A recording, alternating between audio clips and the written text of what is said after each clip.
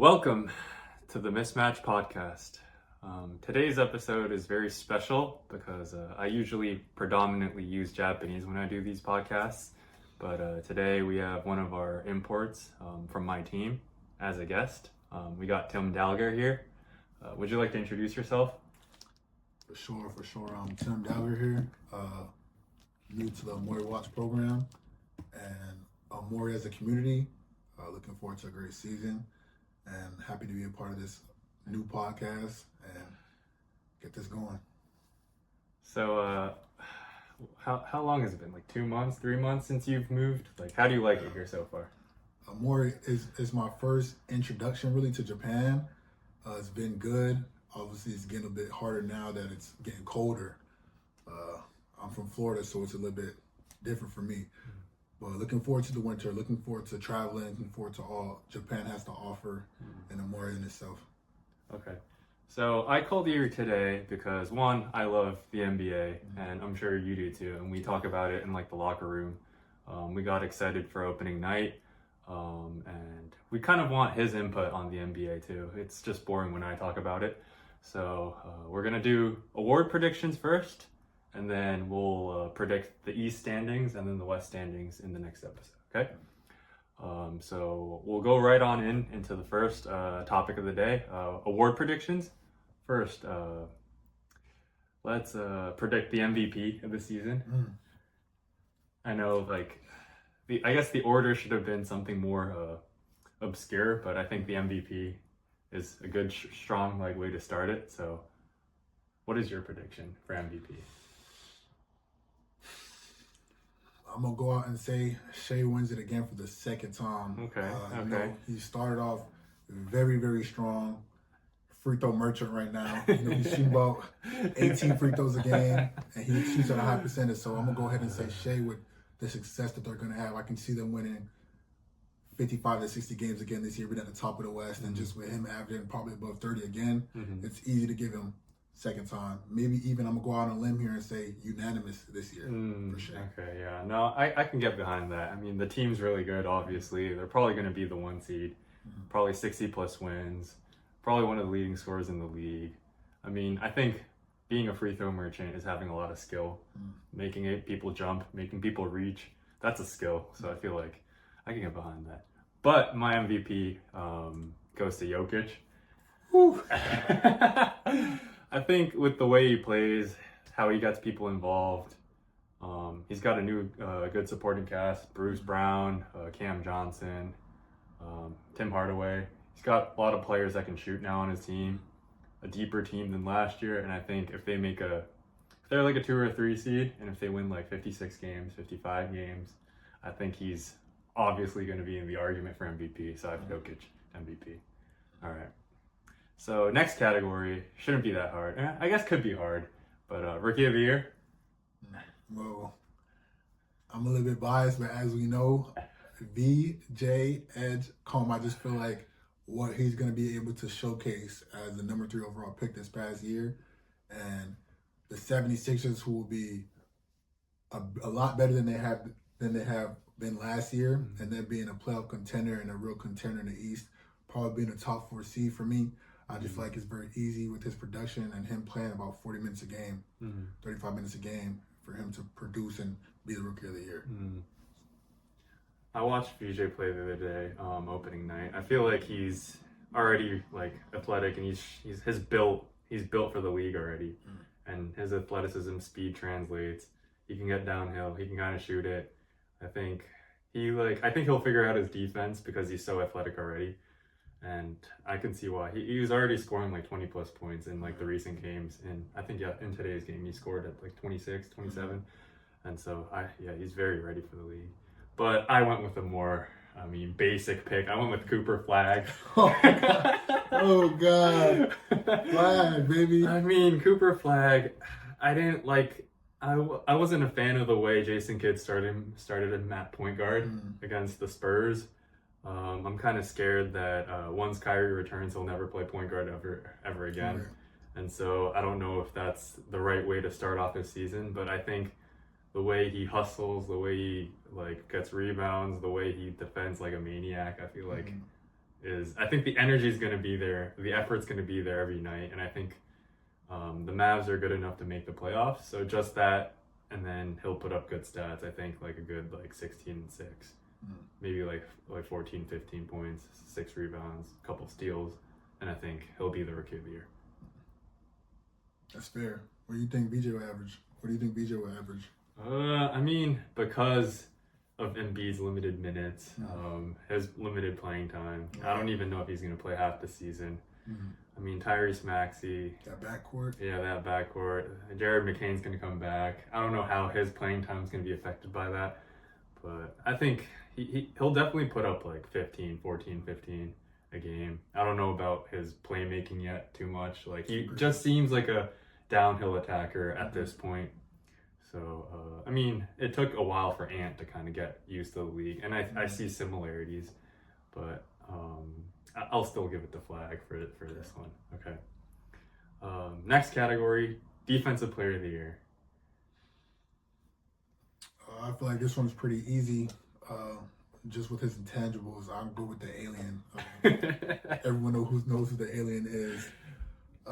Victor Wembanyama, just his ability to just clog and just be everywhere. It's kind of something we never seen before. It's kind of crazy to actually see. He was literally made in the lab, it seems like. So him just being able to block shots and be everywhere. I thought he was my pick for last year as well if he didn't get sick.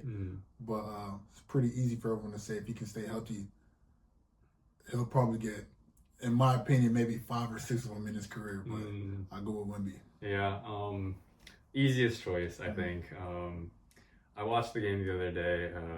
There was this one, I think, Lively shot a hook shot. He like jumped after Lively shot it, like blocked it obviously, came down the other side of the court, shot like a step back 3 and 1. That's crazy. No, we talked about that play. Yeah. That something I've never seen like happen in this world. So yeah, my pick is Wemby too. I mean, he almost had a triple double the other day against the Pelicans with blocks, with rebounds and blocks. He had 9 blocks. He fouled out, unfortunately. 9 is crazy. But it's already like game 4 of the season. He already had 9 blocks. I feel like he's gonna have a game where he has 10 plus blocks, and so yeah, easy pick there. Okay. Next category, MIP, Most Improved.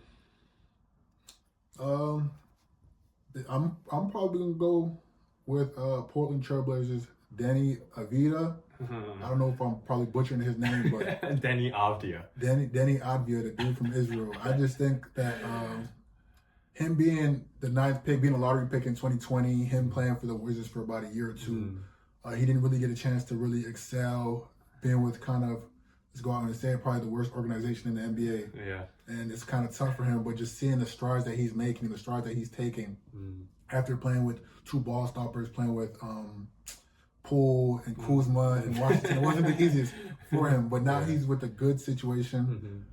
You know, his coach is not there anymore, but just how he's playing and how he's developing his aggression, I think he's averaging over the past 4 games just like 24 points, and he looks very comfortable. I think he'll be the most improved player for me this year. Yeah, no, I totally agree with you.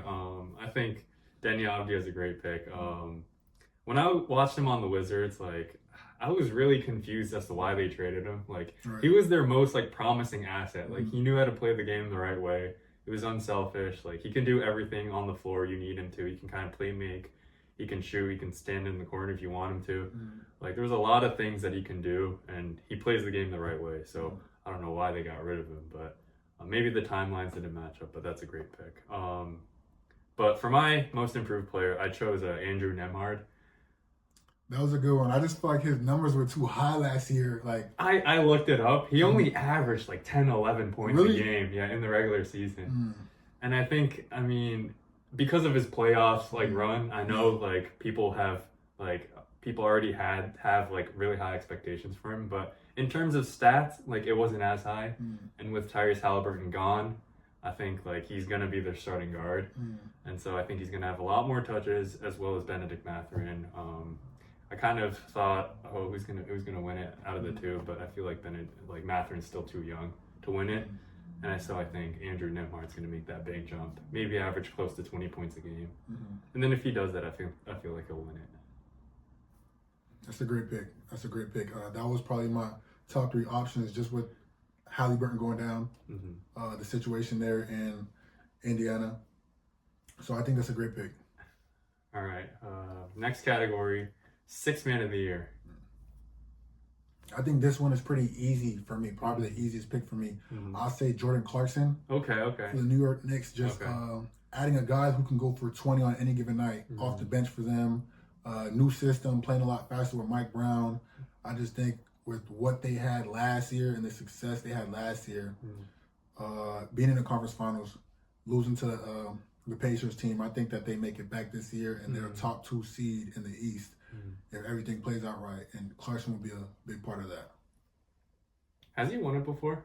Yes. Okay. Yes, Yeah. Then, I mean, if history repeats itself, Jordan Clarkson's like one of the best bench scorers in the league. I mean, there's a chance he does it again. Right. So, I mean, always a safe pick to choose Clarkson. I went with kind of a gamble, but I went with Dylan Harper. Oh, God, man. As a rookie? As a rookie. I mean, he's not going to start because if De'Aaron Fox comes back, he's not going to start. In the opening game, he didn't start either. They started Castle. And so I think this might be a reach, but if the Spurs perform well in terms of their standings, and if he comes off the bench and kind of runs their offense like Fox does, like Castle does, and I think there was a lot of hype around him for him being the potential number 1 pick. Him and Flag were kind of toe-to-toe in terms of like expectations. And so if only one player can win Rookie of the Year, might as well give the other guy Sixth Man of the Year, was kind of how I thought of it. And so might be a reach, but I chose Dylan Harper.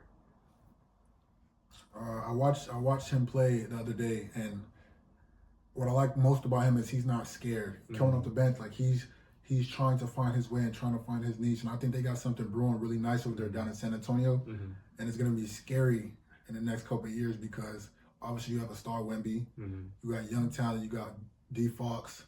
And I think Wemby's the key to everything. If he can continue to develop and be the alien that he is, the league got to watch out. I was a bit concerned when I saw his opening game. He like started off the game with like 2 missed shots, two turnovers. I was like, did I make the wrong pick? But I mean, coach kind of believed in him, kept him in the game. I know he didn't perform that well that game, but the next game he came off the bench pretty well, and so I have faith. So last but not least, Clutch Player of the Year. In my opinion, this is the most irrelevant award, but anyway, who do you think it is? I'm gonna say Anthony Edwards, just because I feel like they've been on the cusp of doing something special and back-to-back conference finals, and just his aura and his energy that he brings to the game. He'll make some big shots this year is my guess. And, you know, I think he's an MVP candidate as well, but I think he'll get it this year. Okay. There's not a lot of like players that you can choose. I mean, Ant always comes in clutch. He was also one. Did he win? Did he shoot? Did he make the most 3-pointers last year? Yes, I think he did. Okay, yeah. Makes sense you would choose him. It's hard because he's so good throughout the game. Like you might even be he's like more of an MVP candidate than like a Clutch Player of the Year. It's so hard. This is the one that like I haven't been able to kind of decide. But if I had to pick one person, I'll go with Paolo Banchero. Paolo? I think when I watch Magic games, there are a lot of situations where kind of like Paolo tries to like force the issue like down the stretch. Like he feels like he's responsible for the team, like winning down the stretch if it's a close game. And he takes like very like clutch shots and big shots. And he doesn't always hit like every single one of them, but I think as he kind of practices that and as he like does it throughout the season, I think they're gonna start falling. And he's like physically like big for like a 3-4 man. Like he's huge. Like his like kind of like back to the basket like high post like area like jumper, like if it like he can get it off at any moment he wants to because of his strength. And so if that goes in, I think there's a chance he wins it. I feel like this is kind of a coin toss, like this award in general. It's like anyone can get it. Yeah. If you're good enough, I feel I feel like he'll win it. I think Brunson was a very good pick for last year. I wanted someone new, so I went with Paolo. All right, so now that we're done with awards, in this episode, let's try to predict the standings of the Eastern Conference, 1 through 10, who's going to be in the play-in, and then who's going to make it to the top 8. So, what do you think is easier, going from 1 to 10 or the other way around? Let's go reverse. So reverse, so 10 to 1? But we'll have to eliminate, so let's go from top to bottom. Top to bottom, all right, top to bottom, okay. Okay, so you start with number 1. Number 1 in the Eastern Conference this year for me is a pretty easy guess. I think they have no choice but to, with the expectation they have, with the great coach that they have in Cleveland. I feel like the Cavs will be the number 1 seed in the East. It won't be a surprise. I think the most important thing we have to see is what they'll do down the stretch in the playoffs. We have to see them get past the second round. We have to see them show up in the playoffs because they were the favorites against Indiana. They lost the first 2 games at home. You can't do that as a number 1 seed, and you want people to believe in you. So they got a great front court, a solid enough back court. Donovan Mitchell, you have to see if he can. They have a great roster overall, bench and everything. So the Cavs are my first seed. Bickerstaff coach? Okay. Yeah, they're very well coached. I didn't have them as my first seed, unfortunately. I think I know who you had. Yeah. I watched Lonzo Ball play for the first time in a while. He looked really good. He looked like the ideal facilitator you want on the floor. I think he's a championship, he can be a contributor to a championship team. I know Ty Jerome left, but having him. Where did he go? Ty Jerome went to Memphis, I think. So having Lonzo Ball off the bench, I feel like is huge. They already have the 2 bigs, Mobley and Allen, and then Donovan Mitchell, obviously, Garland. I thought Garland was going to be like the next Chris Paul. I mean, he could still be, but they're injury prone, so I wasn't sure. That's why I didn't put him number 1. I put the Knicks number 1. Mostly same nucleus from last year: Anunoby, Bridges, Cat, Brunson, and then as you mentioned earlier, Jordan Clarkson off the bench. They got Gershon Yabusele off the bench. They can play Mitchell Robinson. They still got Josh Hart. I think Miles McBride showed some flashes of being a good bench player in the playoffs, and so they got a new coach too. Fired Tibbs, got Mike Brown. I don't know. It's hard to predict, but I feel like you can't go wrong with the Knicks because they're so solid. And as I said earlier, the Cavs are number 2. And I agree with almost every single one of the things you said about the Cavs. They're a good team, well coached, but they got to prove themselves in the playoffs. Who's your number 2? I think you said it best. My number 2 was the New York Knicks. Like you said, new coach coming in. I like Tibbs. I just wish they would have gave him a little bit more time. But Mike Brown's a great coach as well. With their roster, their build-up, the addition of Jordan Clarkson, a solid bench. I think they'll play their bench a little bit more this year. It's better for the long term. But I put the Cavs over them because I think the Cavs are more so built for the regular season. They're shown to rip off 10 games at a time in a row. I think that'll help them. But the Knicks is my number 2 seed. Okay, yeah. Makes sense. I feel like this was the 2 easy picks. Right. All right, number 3. I feel like a lot of people might have a problem with this, but I got the Hawks number 3. The Cavs are your number 2? Yeah, Cavs are my number 2. Hawks are number 3 for me. I think on paper, their starting lineup just seems like one of the best in the East. Trae Young, Risa Shea, Destin Daniels, Jalen Johnson, and Porzingis. Obviously, the health issues. Jalen Johnson's been hurt. Risa Shea's been hurt. Porzingis has been hurt. Trae Young's been hurt. So it's a shaky kind of roster. But I think even their bench, like Nickeil Alexander-Walker, Okongwu, Kennard, I think they can all contribute. And I think if Trae Young doesn't do it with this roster, I feel like I think there's a lot riding on him. I feel like Trae Young's been to the conference finals once, but hasn't been successful much ever since. So we'll see how it goes. I have high expectations though. I think we've talked about the Hawks a little bit, and I feel like your expectations for them are a lot higher than mine. Okay. I know their addition to the roster is good, but that's just my opinion. I say for my 3rd seed, I'm gonna go with this was tough for me, but I went with Philly. I just think Tyrese Maxey, Andre Drummond, Kelly Oubre, Kyle Lowry, the vet, doesn't play, just on the bench. Like you said, young bull, what's his name? Jerry McCain coming back this season. Yeah.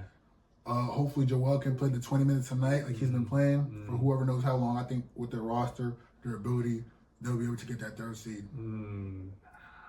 This is why I couldn't put the Sixers in the top 3. I think Embiid as their superstar is just unreliable. Like, I don't think he's going to play half this season. I don't think George? I forgot about Paul George, but I don't think Embiid's going to play. And Paul George, obviously, I don't think he's the same. I don't think Embiid's going to be the same again. I think they'll still make the playoffs, but I do not have high expectations. I don't want to have high expectations because I'll always regret picking them high, and so. But I don't hate the pick. Like on paper, I feel like they could be good. For me, my 4th seed is the Magic. I mean, that's a big jump for them since last year. Well, I think they played the Celtics in the first round, 1 or 2. No, they played the Celtics the first round. Yeah, so they were the 7th seed. Yeah. I mean, big jump, but I feel like everyone gets better. Suggs came back. Mo Wagner coming back. They have a good bench. They have really young, good defenders. Anthony Black, obviously. The Wagner brothers, Paolo, Bataze, Isaac, all those bigs that can defend. You're okay with them fouling out too.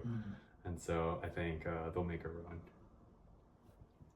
Now, these next couple of seeds for me, 4 to 7, I think there'll be a 1 to 2 game split within the record. Yeah, very close. That's just my opinion. So I think that's very close to the kind of interchangeable. With the 4 seed, for me, I'm gonna go ahead and put the Bucks. I was gonna put I was interchangeable with the Pistons for me, which is my pick after. But I just think the Bucks, Giannis, they don't have the roster that they want to have. But I think Giannis is on a mission this year. Every other, he leave first round. Every other year, he shows why he's one of the best players in the NBA. And I think this is one of those years. Every series that the Bucks are gonna have, they're gonna have the best player in the series. No doubt. So I feel like that's a huge. Go on with your next pick again, because you already started talking about it. Pistons. I think the Pistons have a great young core. Jalen Duren, Cade Cunningham. They're gonna miss Malik Beasley a little bit, but they have some other talented players that they can use. And I think once they find their stride, they'll be right behind the Bucks for me. Yeah, I totally agree. Actually, my next 2 picks, 5 and 6, were the Pistons and the Bucks. So, which kind of makes sense. I think they're very close. Pistons, obviously building off from what they did last season. I think the Knicks kind of struggled against them. And the Knicks were pretty good last year, and so. And they added Duncan Robinson, who is a D3 legend from my aspect. I played D3 basketball, so great shooter. Yeah, he played for Williams, same conference that I played in, and so kind of rooting for him too. So that bias too, but the Pistons at 5, and then as you said, Giannis being the best player in any playoff series, also just a walking 30 and 12 and 2 blocks. 5 assists. Still looks good. Yeah, that's why I have Pistons 5, Bucks 6. So next, your number 6. My number 6 would be the Heat. I think being my team, I think with Khalil Ware, with A. Wiggins, with Davion Mitchell, and then Tyler Hero coming back, Norman Powell, Bam Adebayo. I think we have the core. I think we have a foundation with the all-world head coach that'll help us propel to the 6th seed. Again, I think the records will be really, really close. Separate between 1 or 2 games, but I had them as my 6th. What is it with the Heat? When they get players from other teams, I feel like they become 20% better than they were when they were on other teams. What is it about? It's just their culture. Is that what it is? Heat culture, not only Heat culture, but they make sure you're going to work. They're going to expect you to be consistent. They're going to actually ask you to not take games for granted, not take anything for granted, which a lot of organizations don't really do. nowadays, and it's actually this perfect system to make you become your best self. So I think that's why a lot of guys have success, like a Gabe Vincent, who's not relevant anymore. So like, no, I love them as a team. I think they're really fun to watch. Disciplined basketball. Yeah, great team. Anyways, my 7, right? My 7th pick, 7th seed. You had them higher. I have the Sixers here. I mean, Joel's inconsistent in terms of games played. Paul George isn't the same, in my opinion. Maxi's going to be good. I think VJ's going to be good too. McCain, once he comes back, he'll be good. But is that enough to kind of sustain a high seed in the playoffs in a long 82-game season? I wasn't too sure. Maybe they'd be somewhere around 500, and that's why I have the Sixers at 7. And then I have your Heat at 8. Never underestimate them. I think they're always going to play better than what their roster looks like. Spo's the best coach in the NBA. And so I have them 8. And you're up for your 7 and 8. To backtrack on the Sixers, I think for a long time I've been waiting for them to move on from Joel. Not because he's not a great player, it's just that you can't rely on him. And I think this year Maxey shows why he's the guy. This is my team, and you can move on from inconsistent play and lack of play. But my 7 seed, will be Boston. I just think with them losing Tatum for a majority of the year or most of the year, potentially the whole season, in my opinion. Addition of Anthony, you have some young guys like a Josh Minot. I think that type of team will still make the playoffs with Jaylen Brown, a Finals MVP. And then my AC will be Paolo and the Magic. Addition of Desmond Bane. Their bigs. Forget his name. Which one? They have Wagner, the Wagner brothers. Oh, You also have Wendell Carter. You have they got rid of Carter, I feel like. No, Wendell Carter's still there. The team. Yeah, they're still there. And then you have a team that's still solid enough to compete and for that playoff spot, for that AC playing spot. So, this is the playing spots. I have the Pacers at 9 and the Celtics at 10. Let me start off with the Pacers. Andrew Nemhard, my most improved player, he'll play a bigger role than last year. Same with Mathurin. I feel like he's going to get more touches. He already proved that he can score in the playoffs at that intensity level. He's going to definitely be able to score in the regular season. Probably averaging 20-plus points. They still move the ball well. They run really quick. They play a very fast-paced basketball. Their backup bigs, Jay Huff, Isaiah Jackson, they're going to have to play their roles with Miles Turner being gone, going to the Bucks. So I think the Pacers will still play their brand of basketball, just with less talent. And I still think they're going to be a playing team. Same with the Celtics. Joe Mazzulla, a bit of a psychopath, but he'll get the players to play physical defense, quick basketball, a lot of threes. I'm looking forward to see how Keita plays at 5. I think he's kind of underrated. Might be a liability on the perimeter defensively on switches, but I think he's a good rim protector. He can roll well. He finishes well. So I'm looking forward to seeing how he plays throughout the season. So my 9 and 10. I'm going to agree with you on that 9. I'm going to go and put Indiana at that 9 seed. Not only because the loss of Halliburton, but I think them losing Miles Turner hurts a lot. Him being able to space the floor, being a big, being a close to 7 foot, being 6'10", 6'11", his defensive prowess and stuff like that.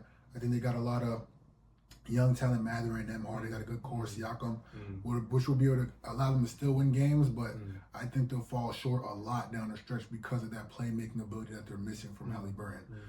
Then I'm going to go 10 seed and say the Hornets. They made the plan, I think it was 2 seasons ago. I think they still have the talent, Miles Bridges, LaMelo Ball, Brandon Miller. They still have some talent, a lot of young guys from Duke. I think they have like 3 players to still make that 10 seed and to surprise everybody, maybe even win a game in the play-in. But that's what I have. I left the Hawks off.